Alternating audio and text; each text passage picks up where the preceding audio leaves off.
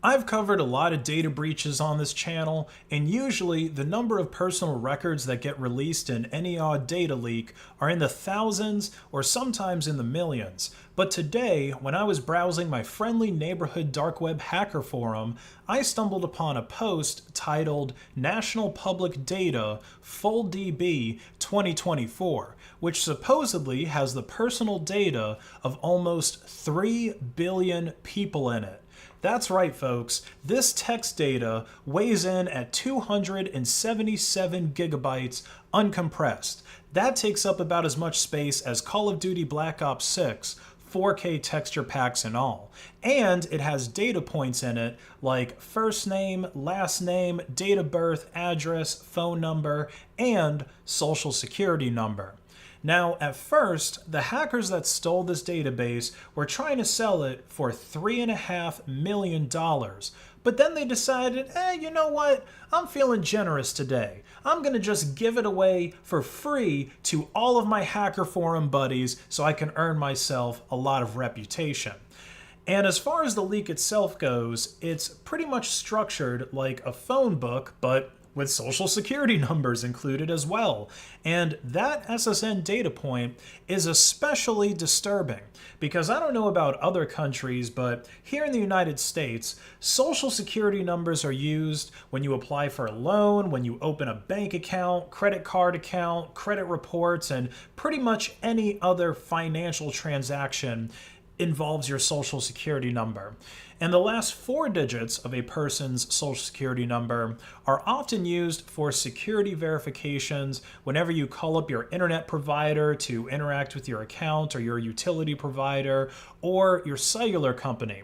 So the data in this leak could be used by somebody to shut off your power or open up new utility accounts in your name at different houses that they're squatting in, or trying to rent out to people like, hey, you want to stay in this abandoned house and get some free power? Sure, just come in here and I don't know, give me $100 a month. Or they could call your cellular provider and use your social security number to pull off a SIM swapping attack. So this is where an attacker basically takes control of your phone number by getting the carrier to program their SIM card with it. They would just call your carrier, pretend to be you or someone authorized on your account, and say that they lost their phone and now they've got a new one and they need the phone number back.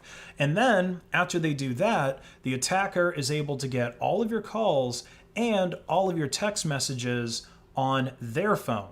And that includes temporary codes that Google or Facebook sends you for changing your password and two-factor authentication, which means that those accounts could be compromised too.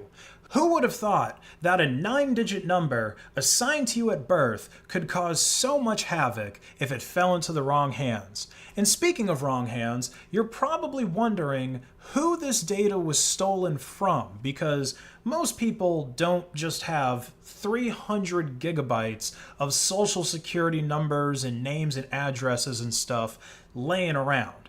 So the data in question was stolen from National Public Data, which provides an API service for background check services. And they got the data through web scraping across public and non-public sources without anyone's consent, and from purchasing the data from data brokers. Again, without the consent of the person who the data pertains to.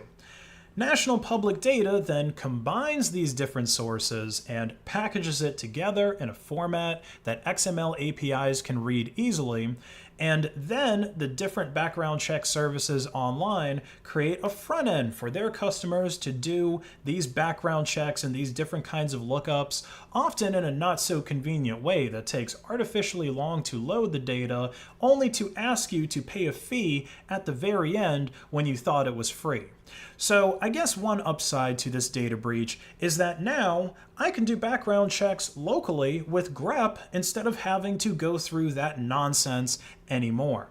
Now, I haven't been able to look through this data too extensively since it's basically a compressed COD game worth of information that takes a long time to download since it's probably hosted on a remote server in Vietnam somewhere and it has to pass through the Onion network to get to its destination. But based on the limited amount of grepping that I've been able to do on the two ssn.txt files, I can confirm that this breach doesn't actually affect 3 billion people. And I can actually demonstrate why that's the case, and hopefully I can do so without doxing anyone. So here in LibreOffice, I've copied over a sample of the data leak, and I've organized it into labeled columns. So we've got ID, first name, last name, middle name, etc. These are all of the same columns that came from the database leak. It's just comma separated values. There's a nicer way to display all the information. Now, the reason why the data in these cells looks like a bunch of random letters and numbers instead of a legible name is because I hashed all of the personally identifying information here to protect this person's privacy. The only one that's not hashed is this ID column here, which is just the line number from the data set, so this isn't really considered PII.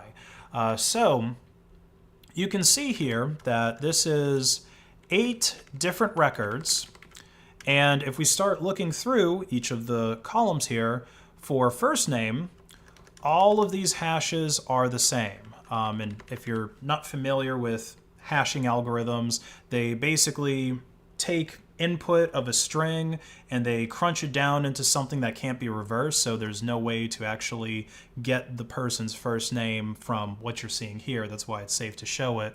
But also, any 2 strings that are the same, if you feed them into a hashing algorithm, the hash is going to be the same.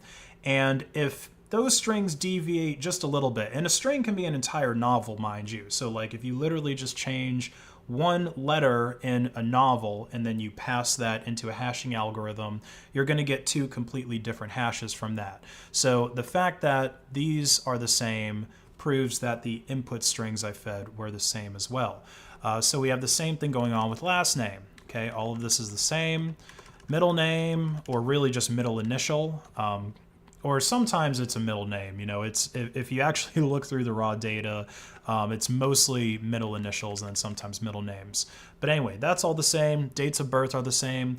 Now with addresses, there's a little bit of differences here, but I've actually highlighted in different colors the ones that match. So these 2 addresses are the same. I think, yeah, the green ones match. This orange one is unique, and then these purple ones match up as well. So there's only 4 unique addresses here out of 8 records. All the cities, county names, state, and zip codes are all the same. So, maybe this guy owns multiple condos in one building, or maybe he moved around town a few times. I'm not exactly sure what's up with that there. And if there were any doubts that this is all the same person, in the SSN column, these are all the same too. So it's all the same social security number, it's all the same person, repeated 8 times in the database leak. And there's several different examples of this. If you actually look at the raw database leak of the same person being repeated or being repeated at different addresses. I've seen a few P.O. box entries for people, and another positive observation is that I wasn't able to find records for several people who authorized me to look them up in this database leak, including myself. And I think the common thread here with people I wasn't able to find were these people either used data opt-out services or they just have a very, very minimal online footprint to begin with. They don't really have any subscription services that they pay for. They don't have any social media or anything like that. I guess they're kind of off-grid, you could say. So if I had to guess the actual number of people in this leak, is probably an order of magnitude or possibly a little less than what some media outlets are saying with 2.9 billion.